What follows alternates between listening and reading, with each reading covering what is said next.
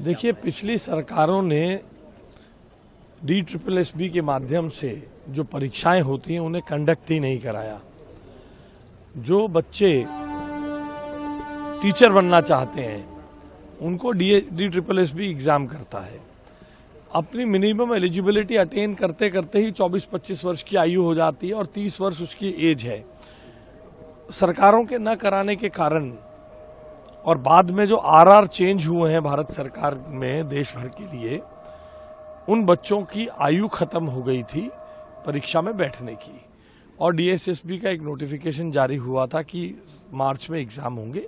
हम भी चाहते हैं वर्षों से जो सीटें खाली पड़ी हैं वो भरे जाएं, बच्चों को गुणवत्तापूर्ण शिक्षा मिले, इसलिए DSSB के उस आदेश को रोक दिया गया है।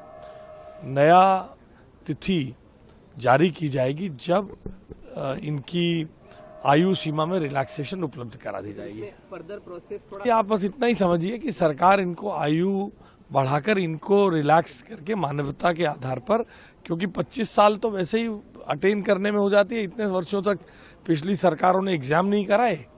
तो सर इसमें प्रीवियसली कोई अनियमितताएं रही हैं, ये किसी तरह का ऑफेंस है क्या, मतलब इसे थोड़ा सा और मैं क्लियर। साहब, जो लोग जगह जगह जाके पेपर लीकेज की बातें कराते हैं उन्होंने पेपर ही नहीं कराए, इन लोगों का क्या बताएं बार बार उनके संदर्भ में। देखिए, पिछली सरकारों ने DSSB के माध्यम से जो परीक्षाएं होती हैं उन्हें कंडक्ट ही नहीं कराया।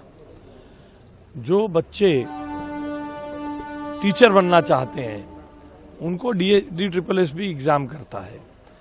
अपनी मिनिमम एलिजिबिलिटी अटेन करते करते ही 24-25 वर्ष की आयु हो जाती है और 30 वर्ष उसकी एज है।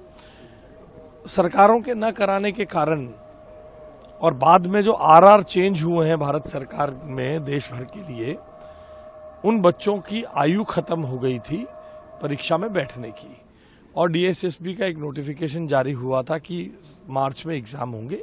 हम भी चाहते हैं वर्षों से जो सीटें खाली पड़ी हैं वो भरे जाएं, बच्चों को गुणवत्तापूर्ण शिक्षा मिले, इसलिए DSSB के उस आदेश को रोक दिया गया है। नया तिथि जारी की जाएगी जब इनकी आयु सीमा में रिलैक्सेशन उपलब्ध करा दी जाएगी। फर्दर प्रोसेस थोड़ा आप बस इतना ही समझिए कि सरकार इनको आयु बढ़ाकर इनको रिलैक्स करके मानवता के आधार पर, क्योंकि 25 साल तो वैसे ही अटेन करने में हो जाती है, इतने वर्षों तक पिछली सरकारों ने एग्जाम नहीं कराए।